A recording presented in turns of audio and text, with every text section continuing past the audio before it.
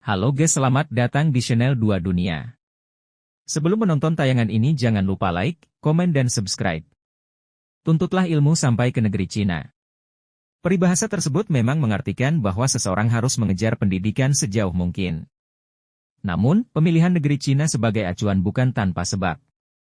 Negeri tirai bambu yang saat ini menjadi raksasa ekonomi global telah memiliki rekam jejak keilmuan selama 2 milenium lebih. Leluhur Cina telah mengenalkan sebuah cara berpikir untuk mencapai kesuksesan yang akan erat kaitannya dengan gaya bekerja, hustle culture, atau bekerja sangat keras. Konsep buah pemikiran tersebut diberi istilah Wei, yang berarti aksi tanpa usaha berlebih.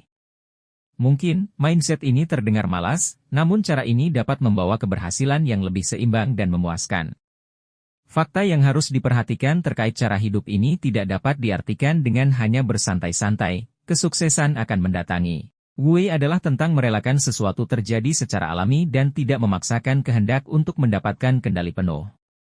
Teori ini menekankan untuk mengambil tindakan jika diperlukan, tetapi tidak memaksakan diri bekerja secara berlebihan. Penerapan dari pemikiran ini akan meringankan stres dan kecemasan, sementara itu tingkat kepuasan dan kualitas diri akan meningkat.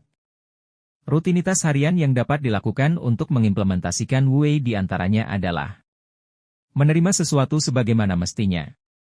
Bekerja keras memang sebuah hal yang harus dilakukan. Namun sesuatu yang dilakukan berlebihan bisa menghasilkan dampak negatif. Daripada terlalu obsesif untuk mengerjakan segala hal sampai detailnya, Wei mengajarkan untuk memahami sesuatu bisa terjadi di luar rencana. Andaikan, kita sedang berada di posisi tidak mendapat kenaikan jabatan seperti ekspektasi. Dengan menerapkan Wei, seseorang dapat refleksi diri, tidak memaksakan kehendak, dan hal yang terpenting adalah tetap melakukan yang terbaik. Jika sedang menghadapi tantangan, seseorang harus menyadari apakah hasilnya dapat dikontrolnya. Apabila tidak memungkinkan, kita hanya perlu memaksimalkan usaha dan berdamai dengan diri jika sesuatu berjalan tidak sesuai rencana. Berdamai dengan ketidaksempurnaan. Menyadari kekurangan dan berdamai dengan masalah tersebut mungkin terdengar lemah. Namun, pada dasarnya tidak ada makhluk yang sempurna. Dengan menyadari ketidaksempurnaan, manusia bisa belajar atas kekurangannya. Hal terpenting adalah kesadaran tersebut akan membuat kita mau untuk terus belajar dan tidak ragu untuk bertanya pada yang lebih menguasai. Misal, saat belajar sesuatu baru tentunya setiap orang tidak dapat langsung menguasai. Namun dengan menerima ketidaksempurnaan kita akan bersiap untuk mengalami kesalahan dan belajar dari pengalaman tersebut. Daripada ambisius untuk dapat menguasai sesuatu baru secara cepat, itu akan malah menjadi masalah berupa ketakutan akan kegagalan. Alih-alih, kita dapat mencoba berbaik pada diri sendiri, sebab mindset negatif tersebut malah akan menghambat perkembangan. Konsep dari mindfulness merupakan penguasaan diri atas pikiran dan perasaan tanpa menghakimi. Langkah kecil yang dapat dilakukan adalah merasakan sekitar dengan penuh perhatian dan seksama. Misal suara burung berkicau, hangatnya matahari, aroma air hujan, bahkan gemuruh suara petir. Mengimplementasikan mindfulness akan membawa diri dalam rasa syukur, sehingga tidak merasakan kekesalan yang mengganggu pikiran. Sebab, kekesalan tersebut malah akan merusak mood dan akan menurunkan kemampuan bekerja. Misal, dalam perjalanan ke kantor menggunakan motor, tiba-tiba hujan menghampiri. Daripada harus mengutuk rintikan air, kita dapat menikmatinya dengan menggunakan mantel, menghirup aroma tanah yang terkena hujan, merasakan air menetes di tubuh, dan berterima kasih atas nikmat bahwa tetesan air tersebut tetap tidak dapat menghentikan tujuan perjalanan ke kantor. Penerapan langkah kecil tersebut akan dapat membawa kesuksesan, sebab menikmati setiap langkah perkembangan diri dapat memperlancar kesuksesan daripada terlalu obsesif sehingga mengutuk diri saat mengalami kegagalan. Meskipun begitu, kesuksesan seseorang memang tidak dapat ditentukan dari suku atau etnisnya saja, melainkan dari diri kita sendiri. Tapi nggak ada salahnya juga kamu belajar beberapa prinsip orang Tionghoa yang mungkin bisa buat kamu sukses dan kaya 7 turunan. Yuk simak ulasannya di bawah ini. 1. Bagi orang Tionghoa, bekerja dengan lebih keras, rajin, ulet dan gigih memang sudah mendarah daging. Menjadi seorang yang rajin, gigih, ulet dan pekerja keras dibandingkan orang lain memang sudah bawaan sejak lahir dari orang Tionghoa.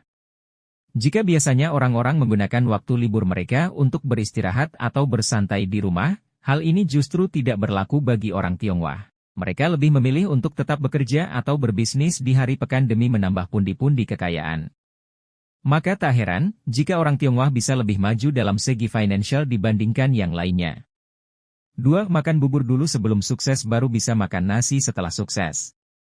Pepatah ini hampir mirip-mirip dengan pepatah, berakit-rakit kita ke hulu, berenang-renang kita ke tepian, yang sama artinya orang hidup harus bersakit-sakit dahulu baru nanti bersenang-senang kemudian. Jadi saat kita belum ada pada posisi kesuksesan dalam hidup, kita harus lebih banyak menahan diri dan ego untuk segala keinginan kita, ya walaupun rasanya nggak enak.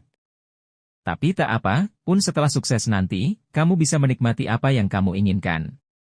3. Pantang menjalani gaya hidup mewah dan lebih mengutamakan berhemat. Hidup hemat sedari kecil begitu ditekankan oleh kebanyakan suku Tionghoa. Kebanyakan suku dari Tionghoa lebih memilih membeli sesuatunya dengan menggunakan uang cash ketimbang dengan kartu kredit atau cicilan. Jika merasa uang mereka belum cukup untuk membeli sesuatu yang mereka inginkan, mereka lebih memilih untuk menunda dan menabung terlebih dahulu. Selain itu mereka juga menganut prinsip 70-30 yang dimana 70% penghasilan mereka untuk ditabung atau diinvestasikan, barulah sisanya untuk memenuhi segala kebutuhannya sehari-hari. 4. Katanya sih kalau mau buka usaha salah satu syaratnya harus bisa senyum dulu. Kebanyakan orang Tionghoa yang mulai terjun ke dunia bisnis atau berdagang salah satu syarat mutlak yang harus dipenuhi adalah bisa tersenyum dan ramah pada pelanggan. Mereka percaya jika mereka bisa tersenyum dan ramah dalam melayani pelanggan, maka usaha atau bisnis yang dijalankan akan laku alias laris manis. Karena menurut mereka juga, salah satu faktor kesuksesan sebuah usaha bukan hanya karena harga yang murah, tapi lebih ke pelayanan yang diberikan terhadap pelanggannya. 5. Berpikir untuk mewariskan kekayaan pada generasi keturunan. Sebagai seorang yang pekerja keras, gigih dan ulet, orang Tionghoa juga dikenal dengan kebijaksanaannya. Pun, mereka tidak pernah memikirkan dirinya sendiri. Lebih jauh dari itu mereka juga memikirkan bagaimana kesuksesan yang mereka raih saat ini juga bisa dirasakan pada anak cucunya nanti. Maka nggak heran, kalau banyak orang Tionghoa yang sukses turun-menurun terus hingga ke akhir generasi penerusnya.